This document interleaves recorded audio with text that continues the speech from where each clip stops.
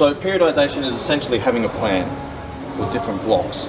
So I'll give you a really simple example, okay? If you've got an Olympic athlete, Usain Bolt, right? He has to have a periodized plan to be peaking at the right time at the Olympics, right? But then there's going to be other meets where he's going to be hitting his peak, right? In between, he's going to be trialing different things, maybe adjusting technique a little bit, maybe doing some strength training, maybe doing some dedicated power-based training, maybe doing some speed-based training, maybe working on different plyometrics and things like that to try and find those extra 1%ers, okay? And then put it all on the line come the Olympics, right? So you've got all that time in between to kind of test, adjust, trial, error, and figure out what works best for you. All right, so that's obviously on an extended timeline. We can break this down into many different cycles, okay? We can break it down into a year cycle, we can break it down into quarterly cycles, we can break it down into monthly cycles, weekly cycles, daily cycles, training cycles. All right, training sessions. Everything impacts everything else, right? If I'm training this much, then I probably should be eating this much. And then I should be doing this in terms of recovery, right? Stress management, optimization, hormone regulation, so on and so forth. What are you weighing now? 65, 66. Okay. What do you feel comfortable fighting at? Like being strong, being powerful, being fast, being well conditioned, where you're not burning yourself out. What's a good fight weight for you? At the fight or Yes. for training? Yes.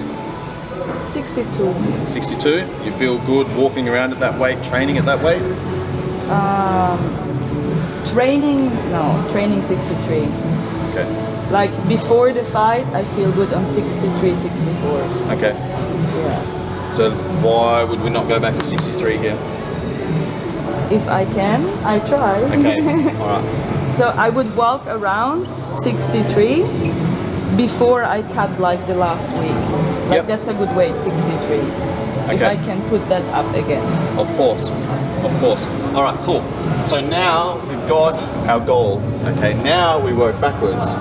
So we know this last week, this is where we really start backing off on the physical training side of things.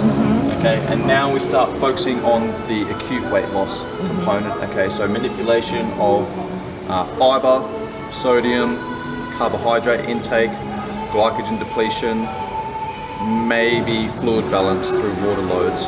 Okay. Now, the point is for us to be able to perform at our best here, it means that weight cut needs to be done in a smart manner that is keeping us dehydrated for the shortest period of time possible.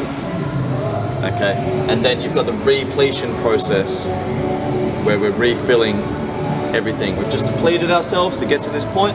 Okay, now we need to refill everything so that we're optimized, we can perform at our best.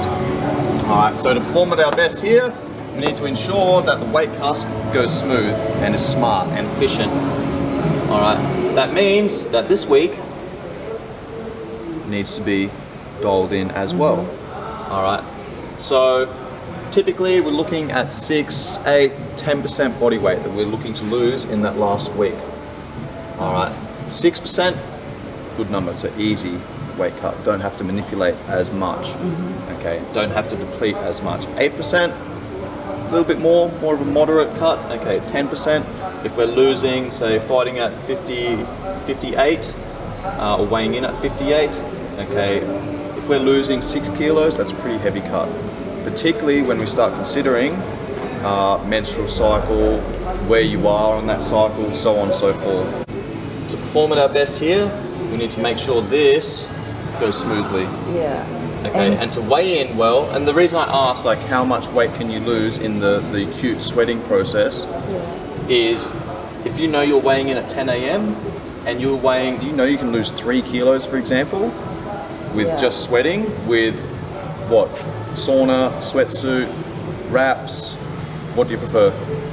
Sweatsuit. Bath, you prefer sweatsuit? Bath I like to sweatsuit, but After sweatsuit sauna, because Why I sweatsuit? have to do nothing. I like to move a little bit, and here it's like so humid, so sweating is easy too. Yep. And in the sweatsuit, I don't even need to exercise. Sometimes in the sun, I just need to walk. Yep. I walk like 50 meters and then I sit and I sweat. Yeah. Walk another 50 meters and Yeah. I just sweat. Of course. Yeah. Okay, cool.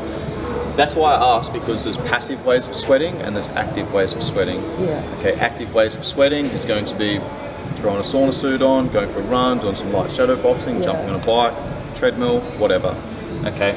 Now, if we don't have to use an active method of sweating, and we can use a passive method of sweating and know that we can cut 3 kilos of water weight, right, then, you know, we want to try and conserve our energy as much as possible, right? Because we're also, in that last week, here, from here, this is where we start manipulating carbohydrate intake, right? So your carbohydrate intake is going to step down, Yeah. right? What's happening there is you're not getting those carbohydrates in. You're still getting a little bit of movement in, okay, but it's not going to be hard, heavy sessions. If you're training hard in this last week, then the rest of the fight camp hasn't gone well, all right? Yeah. A little bit of hard training here, maybe some short, sharp, like high intensity work, but low volume, right? And what we want to do here is the high intensity work is going to burn off those glycogen stores that we've got. So as we step our carbohydrates down, okay, then we start doing little bursts with our training, short, sharp, high intensity, low volume, okay? Plenty of rest, so we can burn off those glycogen stores, right? When we burn off the glycogen stores, the water that's bound to the glycogen, Goes out. yeah, exactly. So we're manipulating that stuff here,